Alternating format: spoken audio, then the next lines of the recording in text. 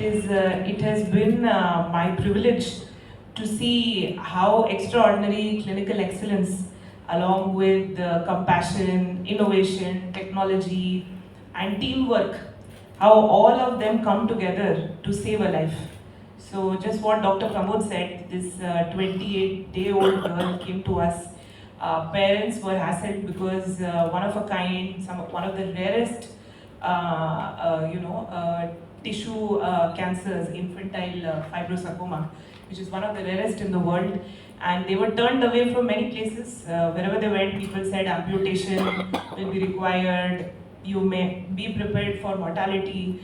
But when they came to us, to our team in HCG, the team did not say, can we do this? Team said, how can we do this?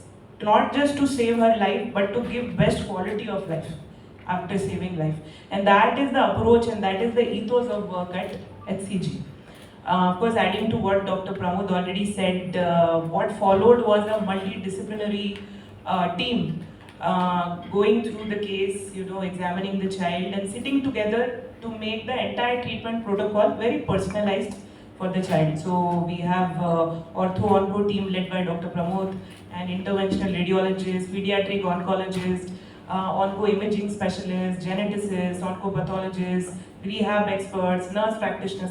Everyone sat together and made a tailor-made treatment protocol for the child.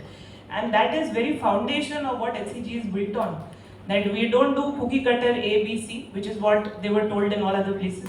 But we make a treatment protocol which is personalized for the patient, because cancer is heterogeneous. It manifests differently in different patients. Therefore, the treatment also deserves to be different for every patient. And that is what we did. And using 3D surgical technique, using very high-end super selective embolization, targeted therapy, genomics, microvascular reconstruction for the neonatal. So all these techniques were used. And this not just saved the life, but preserved the function of life, the joy of life, which is what is required. And of course, the treatment ensued for some time, and when the financial constraints came in front of the family, another culture at HCG is not to say no to treatment to any patient. The patient has come to us, it is our responsibility we figure out and give the best treatment to the patient. We don't want it to be hampered or stopped because of financial obstacles. And which is what happened here, as Dr. Pramod showed in the picture, starting from our own doctors, our caregivers, our staff members, of course management being involved, but externally our foundation, philanthropists, friends, well-wishers, school children, you saw in the picture, how everybody beautifully pitched in to support the family. In Karnataka, we have 3 in Bangalore itself.